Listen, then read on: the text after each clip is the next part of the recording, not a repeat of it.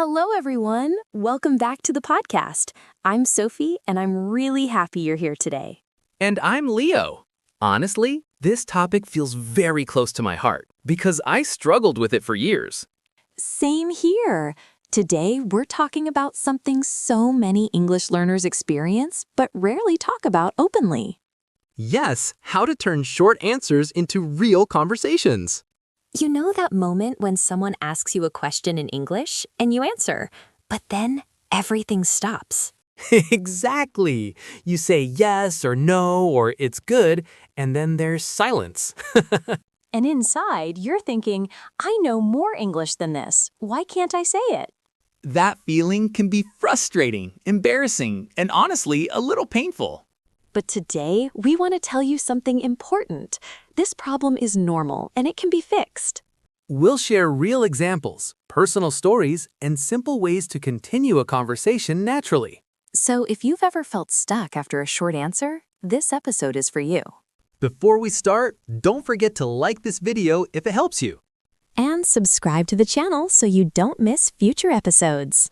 Definitely. There's a PDF with the full conversation so you can read and practice later. All right, let's begin.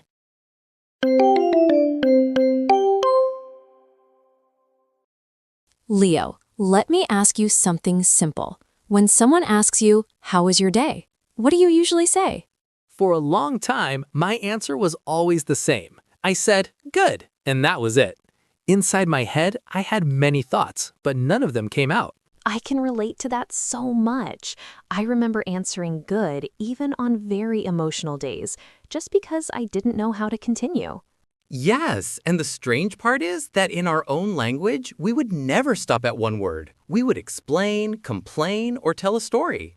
Exactly. So the problem isn't that we have nothing to say, it's that we don't know how to open the door to say more in English. That's a great way to say it, opening the door. Many learners think they need big grammar or advanced words, but that's not true. I agree. Often one small extra sentence can completely change the conversation. It was good, but a bit tiring. That one word, but, is powerful. It invites the other person to listen more. Yes, and a bit is another useful expression. It means a little, and it sounds very natural in daily English. I remember when I first started using a bit, I felt more relaxed. My English didn't sound perfect, but it sounded human. That's such an important point. Conversations are not exams. They are human moments. Absolutely. Let me share a small story. A few years ago, someone at work asked me, "Do you like your job?" That's a big question. It is, but I answered yes, and then I stopped. The other person smiled, waited, and then changed the topic. I felt so disappointed in myself. I've been there. That silence feels louder than words. Later, I realized I could have said, "Yes, I like it," especially the people I work with. That's a perfect example. The phrase especially helps you add one personal detail. Exactly. And you don't need a long speech. Just one reason is enough. Another helpful expression is actually. When you say actually, it shows you're about to share a real thought. Actually, I was nervous at first, but now I feel more confident. That sentence is simple, but it tells a story. And stories create connection. People don't remember perfect grammar. They remember how you made them feel. What about you, Sophie? Was there a moment when you noticed a change in your conversations? Yes, there was. I started asking questions back, even very small ones. That's huge. Yes, I did. What about you? That simple question, what about you, can save so many conversations. It really can. It takes the pressure off you and shares it with the other person. Another expression I love is I feel like. It's soft and honest. Yes, I feel like the movie was too long, or I feel like today went very fast. When you use I feel like, you don't sound too strong or too sure. You sound natural. And that's important for learners because you don't have to be perfect or 100% correct. Exactly. English conversations are about flow, not perfection. Let's pause here for a second. If you're listening right now, think about your last short answer in English. And ask yourself, what is one small sentence I could add next time? That small step can change how confident you feel. And confidence grows from these tiny wins, not from big grammar books. I love that. Tiny wins lead to real conversations.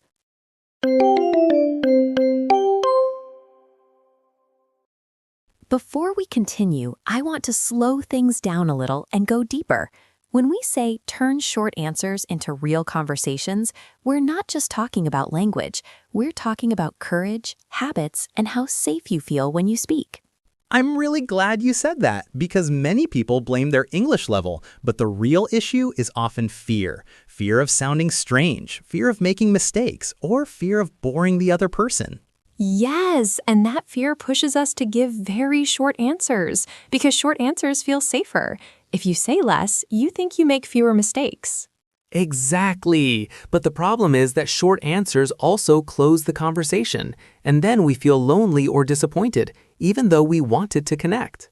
I remember feeling that contradiction so clearly. I wanted to talk, but I also wanted to hide at the same time. Same here. I used to think if I just answer quickly, this moment will end. But later I realized that those moments are actually opportunities. Opportunities to practice, but also opportunities to be seen as a real person, not just an English learner.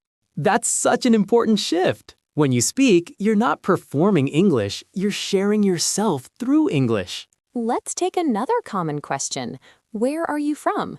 Many learners answer with just the country name. Yes, I'm from Turkey, or I'm from Spain, and then silence again. But you can gently extend it. For example, I'm from Turkey, from a small city near the coast. I'm from Spain, but I live in a different city now because of work. Notice how extra parts are not difficult. They're just everyday information. And they give the other person something to react to. They might ask about the coast, the city, or your job. Exactly. A conversation is like throwing a ball. A short answer drops the ball. A longer answer throws it back. I like that image a lot. And throwing the ball doesn't mean talking for 5 minutes. It just means adding one more thought.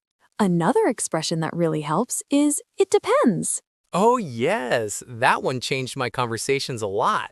It depends. Some days I love it, but some days I miss people. That answer sounds thoughtful and honest, and it invites a real exchange. And it shows that you're not giving a perfect answer. You're giving a human answer. I think many learners believe conversations need clear answers, but real life is not clear. That's true. Real conversations are messy, emotional, and sometimes uncertain. Let me share a personal moment. Once, someone asked me, "Are you confident in English now?" That's a difficult question to answer shortly. I almost said yes, but then I stopped myself. I said, "It depends. I feel confident with friends, but I still get nervous in meetings." That's such a beautiful answer, because many listeners will recognize themselves in it. And the other person smiled and said they felt the same in another language. That moment connected us. That's the magic we're talking about. Longer answers create space for connection. Another useful phrase is, to be honest. Yes, to be honest, prepares the listener for something real, not something perfect. To be honest, I didn't understand everything, but I enjoyed the experience. That sentence is powerful because it shows confidence and humility at the same time. And it removes pressure. You don't have to sound like a native speaker to sound confident.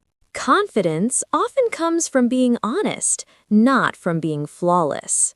What about asking follow-up questions, Sophie? Many learners forget that part. I think follow-up questions are essential. Even a simple one like, "How about you?" or "What do you think?" keeps the conversation alive. And when you ask a question, you also buy time. While the other person speaks, your brain relaxes a little. That's such a good point. Buying time is not cheating. It's smart communication. Exactly. Conversations are shared responsibility, not solo performances. If you're listening and thinking, "This still feels hard," that's okay. It is hard at first. But it gets easier with small, repeated actions. One extra sentence today, another tomorrow. And one day, you'll notice you're not thinking about short answers anymore. You're just talking. That moment is closer than you think.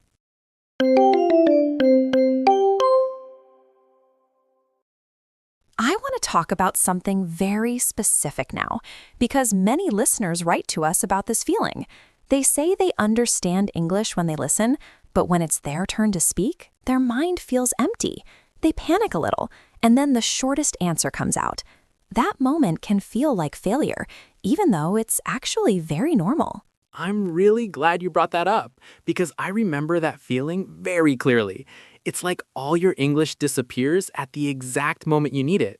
But later, when you're alone, the perfect sentences suddenly come to your mind. That can be very frustrating and even a bit discouraging. Yes, and many people think the solution is to study more grammar or memorize more words, but often the real solution is to change how you respond emotionally in that moment. Instead of thinking, I must say something perfect, you can think, I will say something real. That mindset change is powerful. When you give yourself permission to speak imperfectly, your brain relaxes a little. And when your brain relaxes, words come more easily. This is why longer answers often feel easier after the first sentence. That's such an interesting point. The first sentence is usually the hardest, but the second and third ones often come more naturally. That's why we always encourage adding just one more sentence. It's not about speaking a lot, it's about breaking the fear. Let's look at another common situation. Someone asks, "What do you do?" Many learners answer with their job title and stop there. But that question is actually an invitation to share a small part of your daily life. Exactly. Instead of only saying, I'm an engineer, you can say, I'm an engineer and I work mostly with a small team. Or, I'm an engineer, but lately I've been thinking about changing roles. These extra sentences make you more memorable. And they also show personality. You're not just a job title anymore. You're a person with thoughts and experiences. That's what real conversations are built on. I want to share another personal example. I was once asked, do you like learning languages? And I answered, yes. I felt that familiar stop inside me. Then I added, but sometimes I feel tired when progress is slow. That one sentence changed everything. That's such a good example because it uses the expression sometimes, which makes your answer balanced and realistic. You're not saying you love it all the time, and you're not complaining either. You're just being honest. And honesty creates trust, even in small conversations. The other person nodded and shared their own struggle with learning. Suddenly, we were having a real exchange, not just polite answers. This is why we often say that emotions are part of language learning. When you share a feeling, even a simple one, the conversation deepens naturally. You don't need advanced vocabulary to do that. Another thing that helps is giving context. Context answers the silent question, why? For example, instead of saying, I'm busy, you can say, I'm busy these days because of work deadlines. That small reason makes your answer complete. Yes, and the word because is very friendly for learners. It connects ideas and helps you continue without thinking too much. Once you start explaining, the conversation often carries you forward. I also want to talk about pauses. Many learners are afraid of silence, so they rush their answers. But a short pause is okay. It shows you're thinking, not that you don't know English. That's such an important reminder. Native speakers pause all the time. A pause is not a mistake. It's part of natural speech. You can even use expressions like, let me think for a second, to give yourself space. And that expression does two things. It buys you time and it shows confidence. You're not hiding, you're openly thinking. Confidence often comes from small habits like that. When you stop apologizing for your English, people respond more positively. They listen to your message instead of your mistakes. If you're listening and feeling nervous right now, try to imagine your next conversation differently. Imagine yourself adding one feeling, one reason, or one small detail.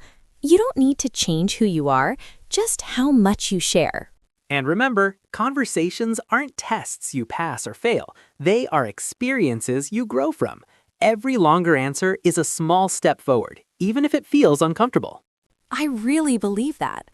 Growth often feels uncomfortable at first, but it also feels meaningful. When you leave a conversation knowing you said a little more than usual, that feeling stays with you.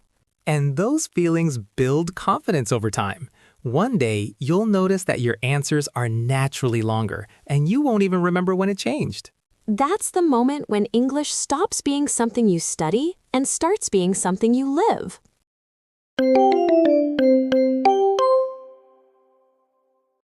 As we come to this final part, I want to focus on something very practical, but also very emotional. Many learners ask, what if I try to speak more and people still don't react? That fear can stop you before you even start. It's important to talk about it honestly, because not every conversation will feel perfect.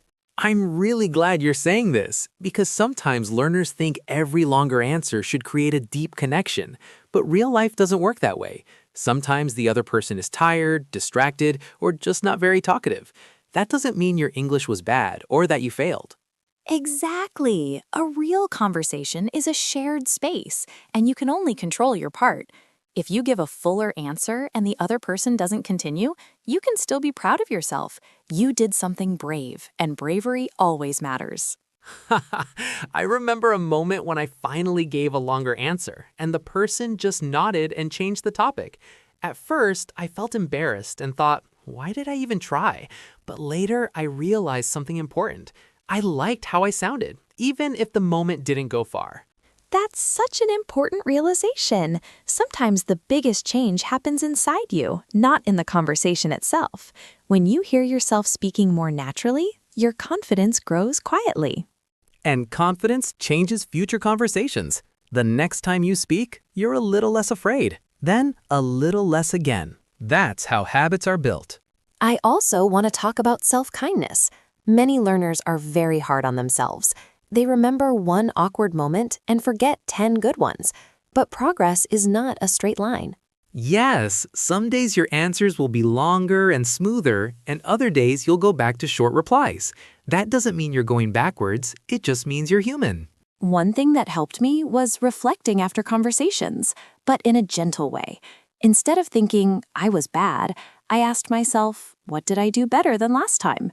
Even a small improvement counts. That's a beautiful habit. Reflection doesn't have to be criticism, it can be encouragement. You can say, today I added one reason, or today I asked one question back. Those are real wins. I'd like to give listeners one simple challenge. In your next English conversation, try to do just one thing differently. Add one feeling, one reason, or one small detail.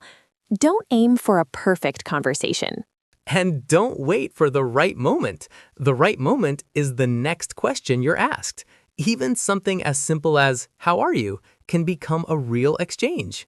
I'm fine, just a bit tired today because work was busy. That's already a real answer. And from there, anything can happen. The other person might share their own experience, or they might simply listen. Both are okay. What matters is that you showed up more fully. You allowed yourself to be heard, even in a small way. I want to say this very clearly to everyone listening. Your thoughts are worth sharing, even in simple English. You don't need advanced words to be interesting or meaningful. Yes, your experiences, feelings, and opinions matter exactly as they are. English is just a tool to express them, not a test you have to pass. And the more you use that tool in real conversations, the more natural it becomes. One day, you'll notice you're no longer planning every sentence in your head. That moment feels very freeing. It's the moment when English starts to feel like a bridge instead of a wall. If you take only one idea from this episode, let it be this. Short answers protect you, but longer answers connect you. And connection is why most of us wanted to learn English in the first place, to connect with people, stories, and opportunities. We're really proud of you for listening, practicing, and caring about this journey. That already says a lot about your commitment. Thank you for spending this time with us and for being open to growth. Keep speaking, keep trying, and be kind to yourself along the way. We'll be right here with you in the next episode.